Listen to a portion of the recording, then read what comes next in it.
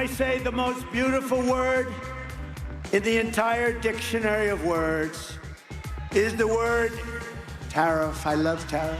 You know, I call it a lot of different names, but it's really, in a sense, it's a rebirth of a country because we help everybody and they don't help us. Tariff announcement will come tomorrow. They will be effective immediately. And the president has been teasing this for quite some time.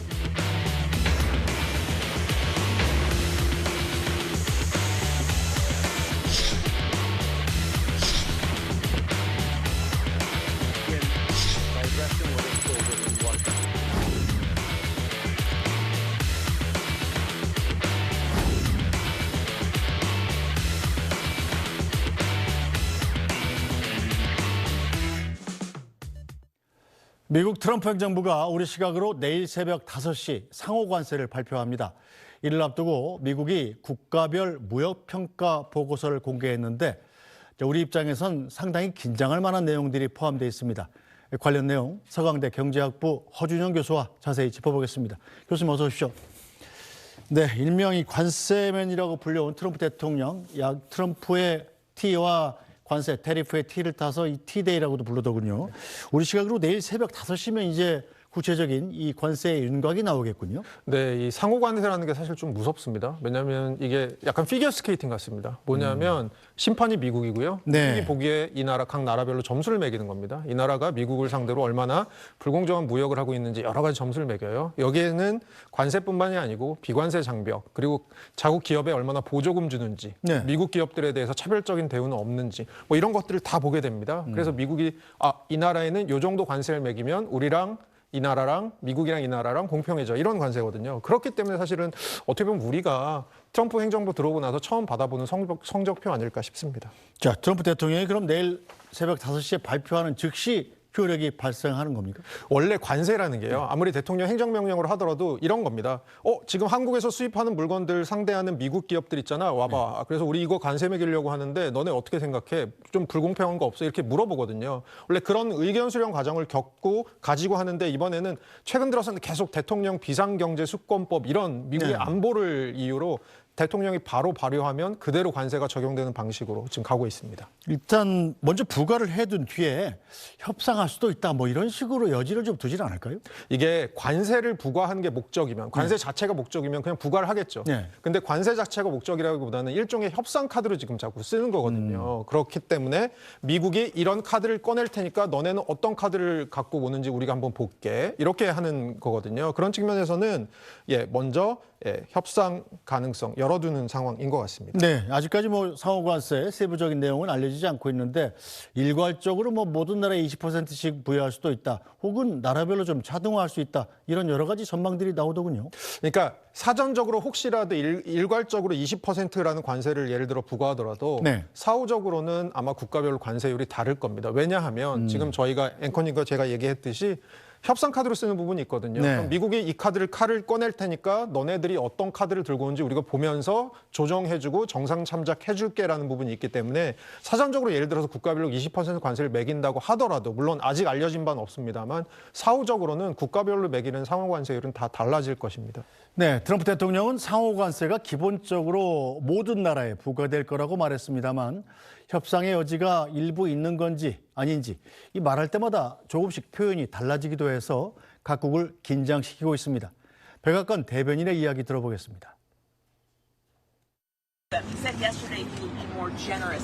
What does that mean? I will let the president make the announcement on Wednesday, but it's certainly going to ensure that there's reciprocity and the American people are treated fairly. So it's time for reciprocity, and it's time for a president to take historic change to do what's right for the American people. I think any country that has treated the American people unfairly should expect to receive a tariff in return on it. Sector by sector announcements this week at the event you're alluding to, is it going to be focusing on sectors or more country-based tariffs? The goal of Wednesday are country-based tariffs, but certainly sectoral tariffs. The president has said he's committed to implementing them, and I'll leave it to him on when he makes that decision and that announcement.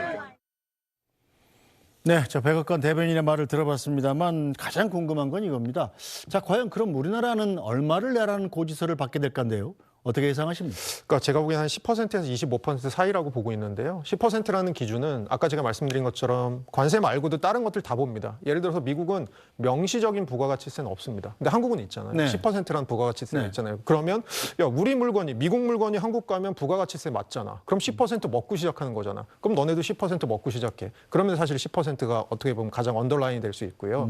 가장 많이 올라가면 제가 보기엔 최근에 캐나다에 대해서 멕시코에 대해서 한 25% 관세, 네. 철강 알루미늄 관세 25% 매기고 있거든요. 그런 측면에서 한 25가 상한선이 될 것 같은데 많은 분들이 알고 계시는 스티븐 미란이라는 사람이 쓴 보고서가 있습니다. 이게 트럼프 정책을 이해하는데 되게 도움이 되는 네. 보고서인데 작년에 나왔던 보고서인데 거기에 관세의 최적점이 한 20% 정도로 얘기하고 있습니다. 오. 그렇게 봤을 때는 지금 전 세계적으로 한 10% 보편 관세하고 중국의 60% 하면 17% 정도 관세가 나오거든요. 네. 거기다가 약간 상호 관세를 더하는 느낌? 이렇게 하면 아마 제가 생각하기에는 뭐 25%를 넘어갈 확률은 적지 않을까 싶습니다. 자, 지금은 사실 국가별 상호관세 전에 이미 자동차에 대한 품목관세가 지금 25%가 부과된 상황이잖아요. 자, 내일 상호관세가 또 발표된다면 그럼 자동차 같은 경우는 25%에 20% 추가, 뭐 한 40% 넘는 관세를 물어내게 될 가능성도 있는 겁니까? 네, 그럴 가능성도 있고요. 사실 이게 이제 안 좋은 사인인 게 우리나라 자동차가 미국 내에서 자동차랑 부품이 미국에 수입되는 평균적인 자동차나 부품의 가격에 비해서 한 80% 정도 가격입니다.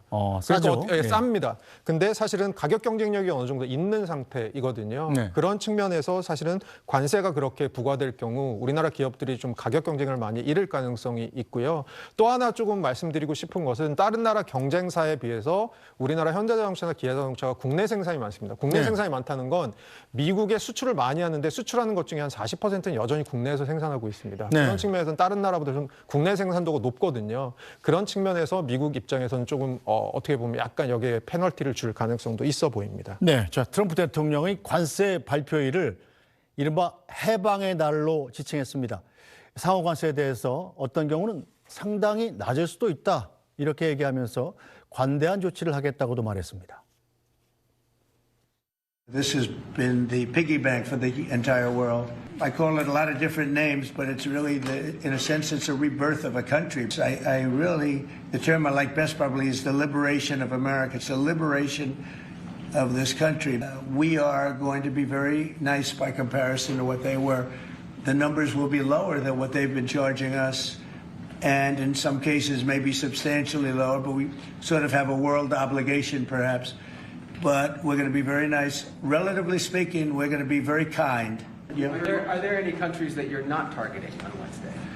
Well, it depends. You know, I said it's reciprocal. Not everybody has made a fortune, but almost everybody has, but not everybody. And the ones that haven't, we're going to be very nice to them. 네, 자 미국한테는 뭐 해방의 날이 될지 몰라도 다른 나라들한테는 지금 굉장히 좀 긴장의 날이 될 것 같은데 이 와중에 미국의 무역대표부 USTR이 각국의 무역 장벽을 분석하는 보고서를 냈더군요. 자 매년 3월에 정례 보고서인데 이게 관세 부과를 앞둔 시점에 나왔기 때문에 더 주목을 받고 있는 거죠. 네, 맞습니다. 요건 어떤 거냐면 1985년부터 매년 나오고 있고요. 말씀해 주신 대로 미국 무역대표부가 기업들을 단체 대상으로 물어봅니다. 야, 너네 각 나라별로 수출하고 해외 투자하는데 애로사항 있니? 어떤 게 애로사항이니? 이런 걸 받아서 들어서 각국의 무역 환경이나 관세, 비관세 조치들을 다 정리하는 그런 보고서입니다. 네, 이 한국에 대한 내용이 무려 7장에 걸쳐서 구체적으로 기술됐다고 하던데 자, 특히 비관세 장벽에 대한 내용이 조목조목 실렸다고 그래요? 네, 맞습니다. 이게 비관세 조치가 결국은 상호관세로 연결되어 있는 거기 때문에 중요할 수 있는데요. 이게 2023년 이전에는 우리나라에 대해서 비관세 조치에 대한 언급이 한 40건 정도 평균적으로 있었고요. 작년에는 조금 줄었었습니다. 근데 올해는 이제 21건이 실렸거든요. 네. 그런 측면에서 뭐 2024년 이전에 비해서 많은 건 아닌데 내용들도 사실은 그다지 굉장히 새로운 건 없고요. 왜 네. 한국은 미국산 소고기를 다른 나라는 30개월 이상도 사가는데 너네는 30개월 미만만 사가니 네. 뭐 이런 것도 있고요. 왜 국방 무역을 할 때 미국산 무기 사가면서 기술 이전도 꼭 하라고 하니 뭐 이런 것도 있고요. 네. 미국의 그 플랫폼 기업들 아니면 미국의 디지털 컨텐츠 사업 기업들한테 왜 망 사용료 내라고 하니 왜 한국 지도 달라고 그러는데 미국 기업이 달라고 그러는데 보안상의 이유로 안보상의 이유로 안 주니 뭐 이런 것들이 지금 들어가 있습니다. 자, 이 망 사용료 논의 같은 것은 뭐 구글 같은 미국 기업들이 상당히 예전부터 좀 집요하게 요구해왔던 것 아닙니까?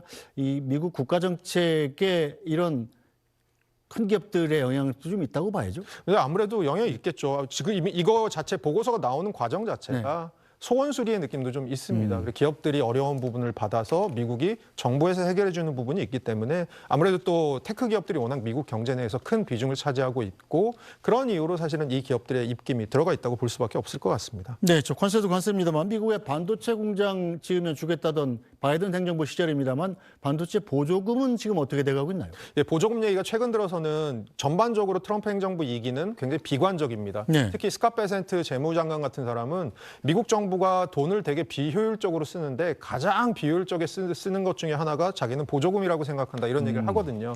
근데 반도체는 약간 보조금에 대해서 산업계에서 그런 시각도 있습니다. 요거 폐지하는 게 약간 패착이 될 가능성이 크다. 정치적으로, 산업적으로. 왜 첫 그렇습니까? 번째는 예. 정치적으로는 다른 나라 기업들이 미국 내 반도체 공장을 지으려고 하는 지역들이 아주 많은 부분이 공화당 우세주들입니다. 지금 의원들이 다 공화당인데 네. 이게 정치적으로 좀 위험할 수 있다라는 얘기를 하고 있고요. 두 번째로는 반도체는 2차 전지랑 비교해보면 2차 전지는 되게 덩치가 크고요. 네. 비행기 실으면 발열 문제가 있기 때문에 비행기 잘 못 실습니다. 그렇죠. 2차 전지는 미국에서 팔려면 미국에서 만들어야 되거든요. 네. 근데 반도체는 부피도 작고 그리고 발열 문제가 없기 때문에 외국에서 만들어서 실어 나를 수도 있거든요. 그래서 네. 보조금 같은 걸 없앨 때 반도체 생태계가 조금 망가질 수 있다. 뭐 이런 얘기들을 하는 것 같습니다. 자, 그렇다면 바이든 정부 때 약속을 받았던 삼성전자나 SK 하이닉스 같은 경우는 어떻게 해야 되나요? 특히 삼성전자는 지금 실적도 안 좋아서 여유 자금도 좀 없는 상황 아닙니까? 네, 맞습니다. 사실은 SK 하이닉스는 미국의 삼성에 비해서 미국에 지금 투자해 놓은 게 많지는 않습니다. 네. 지금 저희가 보조금 얘기를 하는 것이 결국은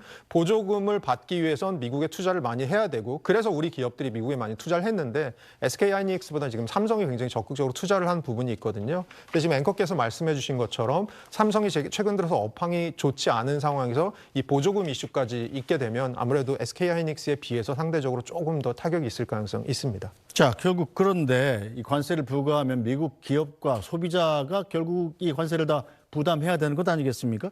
이런 논란 속에서 지금 미국 증시도 부진하고 경제 악영향도 조금씩 나타나고 있는데 트럼프가 이 카드를 접지 않고 있는 이유는 뭐라고 보세요? 저는 가장 큰 건 정치적인 표가 되기 때문인 것 같고요. 최근 들어 굉장히 그 흥미로운 기사가 하나 있었는데 네. 미시간에서 선거 끝난 다음에 최근에 그 트럼프 찍었던 사람들 다시 모아서 인터뷰를 했답니다. 네.